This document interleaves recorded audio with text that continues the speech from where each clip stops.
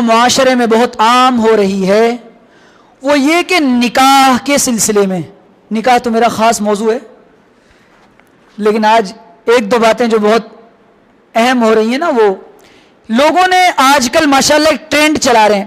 میں نے کہا تھا کہ کلچر کو اور تہذیب کو ہم فروغ دیتے ہیں، کوئی بھی چیز کو پروموٹ معاشرہ اور سماج اور لوگ مل کے کرتے ہیں. جیسے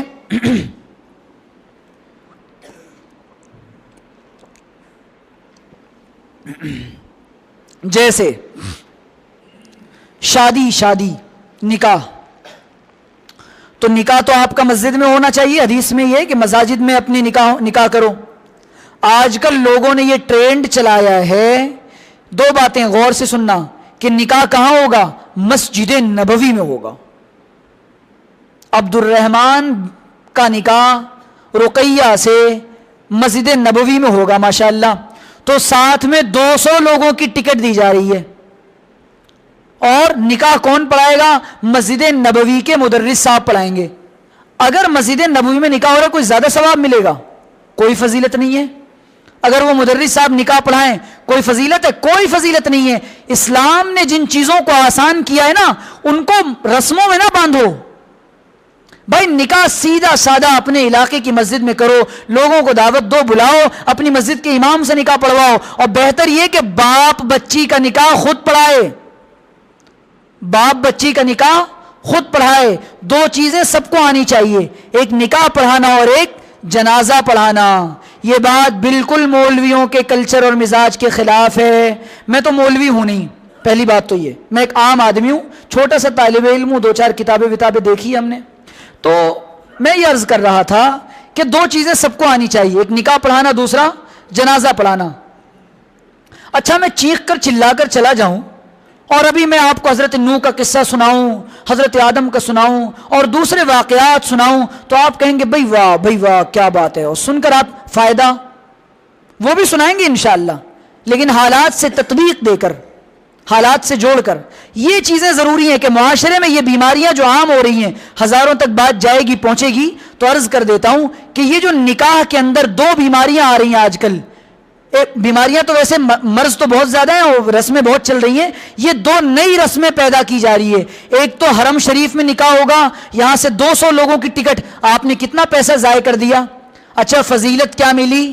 بعض لوگوں نے اس خیال کے ساتھ کہ حرم مکی میں اور مدینہ میں نکاح ہوگا تو زندگی خوشحال گزرے گی، جناب عالی 1 سال میں طلاق ہو گئی. ارے زندگی مکہ اور مدینہ میں نکاح پڑھانے سے بہتر نہیں گزرا کرتی، زندگی اخلاق اور برداشت سے گزرتی ہے، زندگی اور محبتوں سے گزرتی ہے.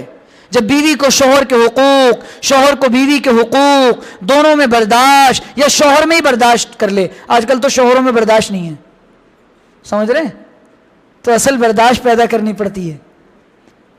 تو یہ کلچر ختم کریں کہ جا رہے ہیں جناب وہاں حرم میں نکاح پڑھوانے کے لیے. اور اللہ کے رسول، کتنی عجیب بات ہے نا کہ حضرت عبد الرحمن بن عوف رضی اللہ تعالی عنہ یہ عشرہ مبشرہ میں سے ہیں، مالدار صحابی ہیں. یہ حضرت عبد الرحمن بن عوف رضی اللہ تعالی عنہ نکاح کر کے آئے. آپ کے جسم پر، آپ کے کپڑوں پر رنگ لگا ہوا تھا، زردی لگی ہوئی تھی. تو آپ نے کہا یہ ابو عبد الرحمن یہ کیا؟ تو حضرت عبد الرحمن نے فرمایا نکاح ہو گیا.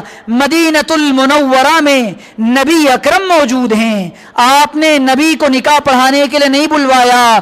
آج تو کلچر بنا لیا ہمارا نکاح تو مفتی صاحب پڑھائیں گے. کیوں پڑھائیں گے بھائی؟ کیوں زحمت دے رہا ہوں مجھ کو؟